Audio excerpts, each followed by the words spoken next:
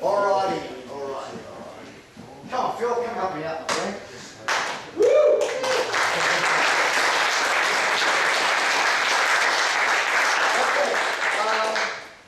Yeah, we're going to lay down a guard. Yeah, so we'll start like this, all right? We'll just come this way.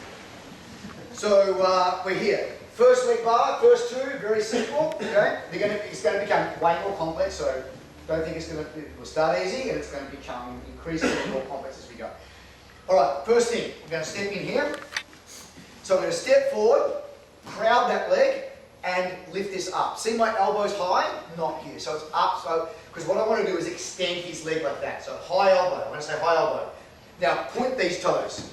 Okay, so that way our foot will come out, sit on his belly, fall onto the side, and there we are with our basic leg bar. The leg that Phil could kick off, that one, to withdraw his leg out, is locked by the bottom one. So think about that. We always want to address that. Later on, we'll fix that and change it through and do different things. But right now, I want to fix that leg there. Now, so it looks like an arm bar, right? In that there's a leg in between my legs. So we've got a word to describe that in Australia. It's called "dur," like dog, isn't it? Meaning that I know that it looks like an arm bar. That's irrelevant. It's how it's not like an arm bar that's a much more interesting question. So I always like to do that. I get that it looks like an arm bar. How's it not like an arm bar? And that's always the way to go. When you're trying to look at things that look similar, by asking how it's not like the other thing, you get more depth. Right? We already know it looks like the thing. Like that's, so we just forget about that. How's it not like? Three things. One, heel straight away. So with an arm, you wouldn't want to attack the hand straight away because we would pull our elbow out. But with a leg, you have to. If you grab that, it's too strong, the hamstrings and glutes. For CrossFitters, that's these large muscle groups at the back. Sorry. I'm just talking about people with no standards. Now, do you run CrossFit here? No. Okay. So we want to attack the heel right away. Get right on the end of the lever right away. That's one way it's different. Secondly is we have to find the sweet spot. So with the arm bar, we would get deep hip penetration, hip right up there. Not with leg bars. You don't want it deep. It wants to be shallow. It wants to be right near the knee. So usually we start deep. You have to actually shimmy out onto the leg. So find the sweet spot there, not right up there. And third, you've got to go and find the front of the knee with your belly. So with an arm, you don't have to, because you can just twist the arm and get it aligned the right way. With a leg, you can't do that, because if I'm on my left hip, look which way my knee's facing. And if you're over there, right, if I was on my right hip, hardly any movement here, but now you have to be 180 degrees on the other side. So with a leg bar, you have to be much more willing to chase that knee down, which is very different than an arm bar. Got it? So what are the three things? Right on the heel, sweet spot, and hunt the neck. Okay, cool. So we're here again, we'll go fast. We're here, one, step in, crowd that, point the toes, sit down, heel, I found the sweet spot, and I found the knee, and then boom. Okay? So we'll do that quickly. Let's go real fast, because this is 1 at 50 near 50. And then we're going to go on to the other subject. So you're going to be at midnight.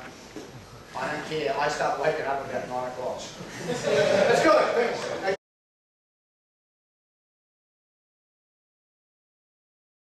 Facing the street, like that. Okay. So watch. That's all I want. I don't want to see extra movements, right? Because I'm going to give you a tone, what do you call it? A beat, a cadence. Again, go, go, go. And I always pick like the middle person, not the fastest, not the slowest. So everyone, you'll be able to do it. And if you can't keep up with my count, it will mean you're doing extra movements. So you'll be doing that, or you'll be doing that, or something like that. So just 1, back, 2, back, 3, back, maybe 6 or 7 of those. When we do that, then we'll breathe, so we'll go step, and now I just sit, and then where you are. All right, so this one's a back step. The other one was a through step, and this one's a back step. Okay, we have to clear the cobwebs or everything. It's easy. Okay, so fills up like that. I've got my right foot forward, like that, and I'm ready to do that. Okay, ready? the benefit you get is understanding, and so that's worth it. But the price you pay is you are building the pauses in, you're hardwiring them into the technique.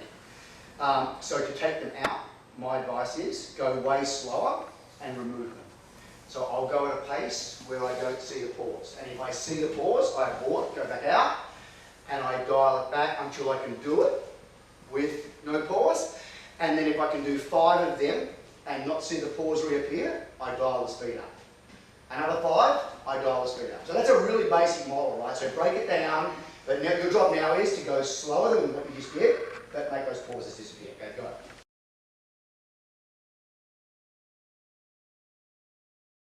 Shimmy out and 3.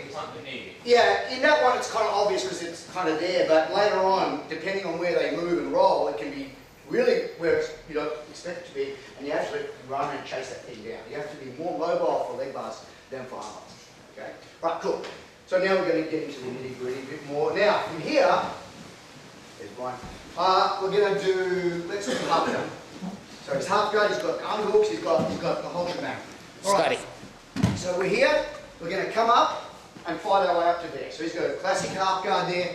I'm fighting my way up and going hand on the hip, hand on the shoulder. And he's trying to get up and turn and do whatever. I'm just holding him there like that.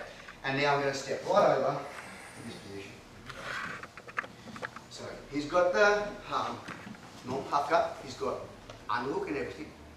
The only problem you have doing this, put your feet inside, feel my feet here.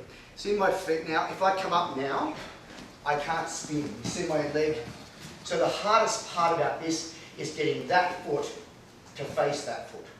So if Bill's legs were to the outside, it's no problem. See my right foot when they come up, see my right foot's facing my left foot. So that means we can do that easily. So if his feet are on the inside or something, put him on the inside. Yeah, I have to rock over and turn my foot underneath. That's the fight. That's the shocking part of that's the battle. Once you get this foot facing that one, then the move's easy. You may not have this problem if they've got a normal half guard, but if their feet are inside and stuff like that, you have to fix that right foot and orient it that way, okay? So that's the only drama with it. Now it's there, I fight up to there, this leg's light, step, sit, and here we are, and then you know what to do. Okay, so let's just do that one. Well, I shouldn't really be doing this. We should go through the first pass of doing it a bunch of places right now, but I saw 4 or 5 people with Matt doing it, and the other person would quite help. So we're up like this, I step through, and I go to get it, but he puts this foot, yes, go, over, yeah, damn it. So right, down him. So that's messed it up. Do it the other way with your feet. You understand, that wouldn't matter. Right would it, because I can still get his heel and pillar. But now when he protects like that, that's a problem. Okay? So I'm going to grab this foot, on the foot, do an upright row. So for crossfitters, it's like lifting up toward your chin. And then under this foot, and then bang. Okay, so when you've got this foot here, see, even just that's annoying me. So put it here, so I can't do it. So I'm going to grab the other foot here, pull it up, get it under your armpit, ignore it, and then go get the foot with 2 hands again. And now what have you done? You've taken this leg out of the equation, which is going to be better for you. It's called planning. It's an awesome concept. No, what I mean by that is, it's kind of like it's, you know, like who wants to plan when you're 15, right? But if anyone's 60, you're either really happy that you planned, or you're in a state of regret. So, so when I say planning, I can mean planning for like the weekend, where everyone gets that, or it can be planning for, you know, a year out, or it could be planning for 10 years out, or 20 years out, or in Jiu-Jitsu, it could be planning for 3 seconds ahead. But it's still the same concept. It's thinking that maybe tomorrow's going to turn up. Like that's an awesome idea, and it is really important. And in fact, it's one of the ways a lot of people nowadays measure intelligence. Like they say, as a general idea, if you can delay the gratification, meaning I can take a bit of pain now for a way better payoff later on, then that's a really good idea, as opposed to, no, fuck it that, I'll just have it now. You know, like, do you have that saying in America, a bird in the hand's worth two in the bush? What morons figured that one out? I'm going to go around to my mate's place, grab a net, go back, and we'll plant, and we'll get all those birds. Right? Not one bird in the hand. What a bunch of idiots. So, you know, that's, you know what I'm saying? So, planning ahead is a really important thing, and it's so easy to not do it. It's go, I don't care about tomorrow, I'll just do it now. And I'll tell you, even if you're into it, living in the now, even if you love Eckhart Tolle, that guy planned his book. I bet he's got a calendar. And I bet you can look 6 months down the track, and he's got Seattle seminar talk about living in the now. I'll question him on that point. No, I'm just a jet lag. But I'm saying, you know, you have to, a squirrel with a brain that big figures out winter's here, and from an evolutionary biology point of view, sorry if you're from Utah, but as we came across, you know, migrated from Africa, and we came, what's that direction? East. As we came east, and we hit, especially in Northern Europe, this is the main theory now, when we hit Northern Europe, suddenly we had to go, holy shit, this winter, I've got to plan. I can't just go, let's go hunting this morning, because that's not going to happen. We have to get together, we've got to cooperate, we have to plan, we have to think again. We can't eat all, there's not even an old saying about that, we can't eat all the maize, we call it, corn.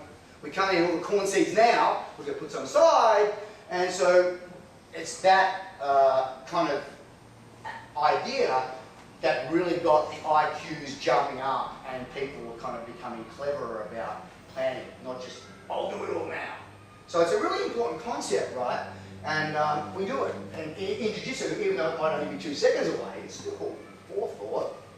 And we want to be aware of that. And the more aware you are of that, the better. On the mat and in life, like, is my point. Okay? Alright, so I forgot. I'm not done yet, right? We've both done it. We've both done it. We want more techniques. So we haven't done that bit. No, right. So we're here, right? We're going to go through here. We're going to grab the leg. We're going to get it back to here. But he puts the other foot over on top of it. Shoot. Now he's got a full triangle, but a lot of you won't do that because he's pretty flexible. So, but if that's cool, I'll reach down and grab it. But mostly it's going to be like something like that for many of you, right? You see I can't get it out. So now we're going to go here. Upright row, get rid of it, and then go to the original leg bar. And then just ignore this one, keep it trapped in. 2 for the price of 1. Okay, it's good.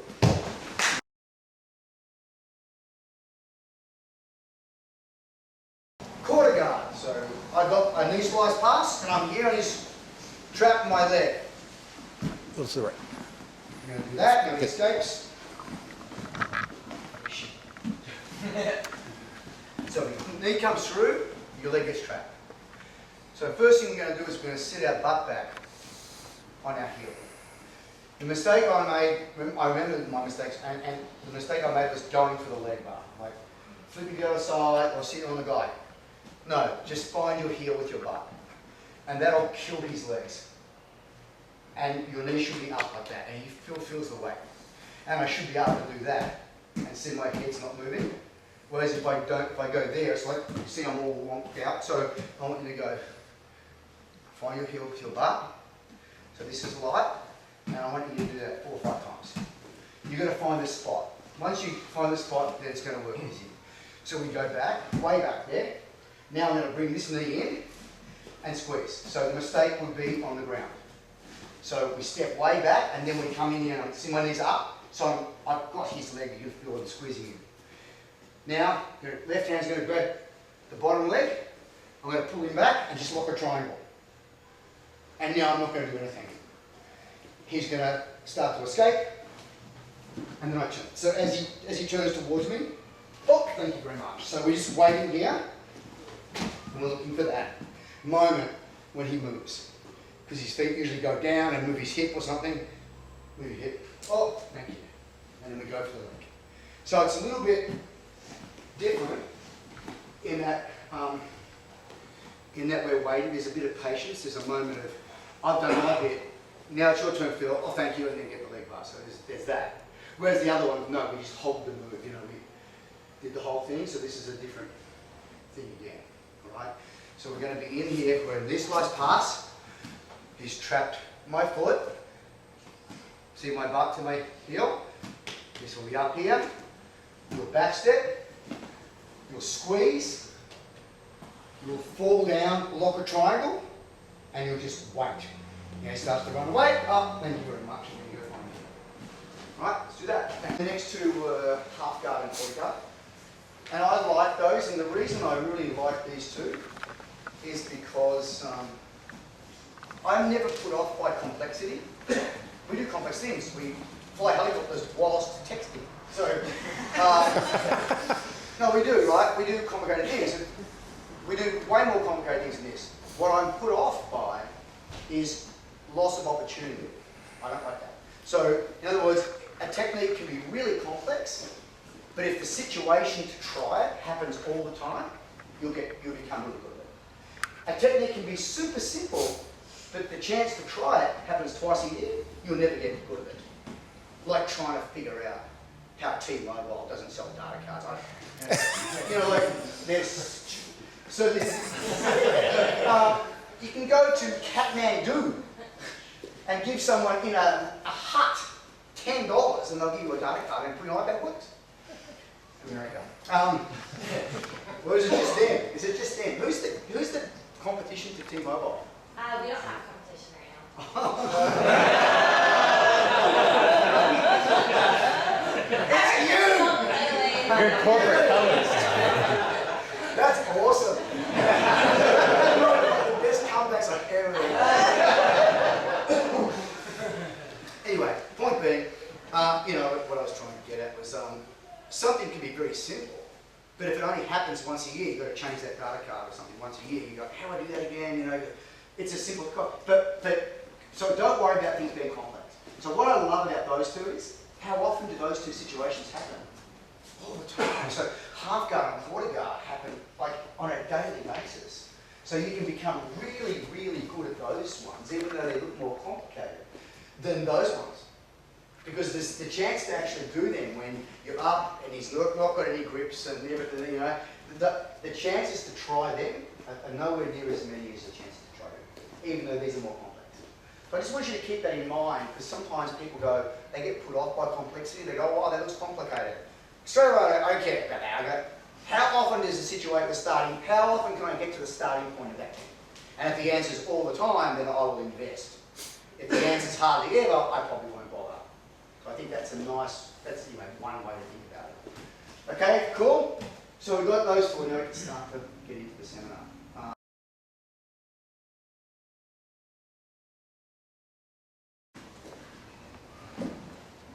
This is one of the first ones that I became good at. I like to do it. And I like to do it because I knew that what Hagen was telling me is pass the guard, control the guy. So not just jump for the leg lock, you know, for those reasons I said earlier on, right?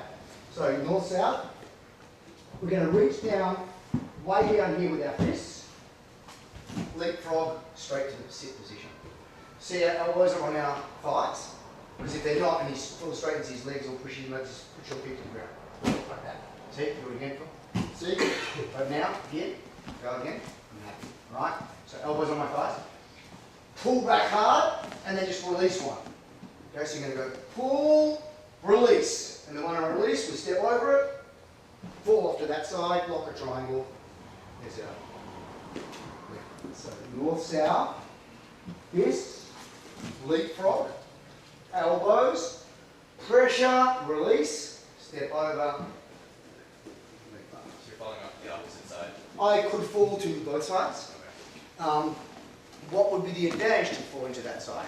The other leg's killed. The other leg's killed so he can't escape. Okay. I could fall to the other side, which would mean his leg is free to kick me, but it opens the door to ashigarami and me changing up later on. So we'll get to that. Right, got it? So we're around the front, and we go fists, then we go leapfrog, elbows, stretch, release, over, could go that way, this time we'll go that way, and one of the benefits is that we've got this leg killed. Okay, cool. Let's go. Thank you.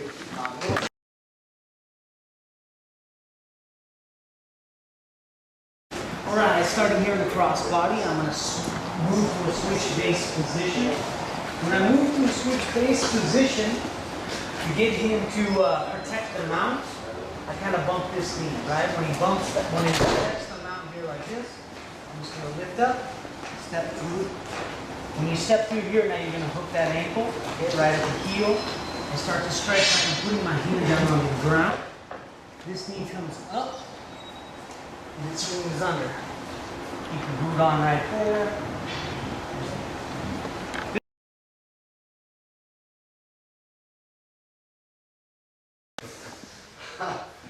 So, step through from open guard. Got it? Step through clockwise. Back step. Back step. Half guard. Step through. And what think of the points. So when I'm saying these things, so I'm saying, remember the half guard one, right? So what you should do, like this is what my students do because I've trained them to do that. But is when I say the half guard one, they go. Yeah, so they don't just go, yeah, there's that. They don't look at the move, the whole in its entirety. They run the checklist in their brain. So when I say the half guard one, they would go hip, shoulder, left foot, make sure I turn the foot, sit over, sit there, grab the heel. So they would do that. All right, they would do that. So I call that run the checklist. So they do that for every move. So when I'm saying, do this, I think the worst thing you could do is just think, oh, there's that move. What you want is a higher resolution idea of the move, meaning more pixels, meaning more points, as opposed to lower resolution, then you get just back to the move, and that's not cool, right? So you want always to be moving toward higher resolution, meaning better understanding of the process. Okay, so back to half guard, right? Got that, step through. Quarter guard, back steps. I think there's quite a lot going on there. We had to find our heel with our bum, because that gives us the sweet spot to back step, and then bring the leg in, not on the ground, because we're squeezing, and then reach down, pull back, squeeze a triangle, wait, and react when he turns. So there's a lot in there. Oh, and then when he, the one before, when he defended, we did cross-step counter. You pull the leg up and build a wall. And make him pay for it. That's awesome. Build a wall, make him pay for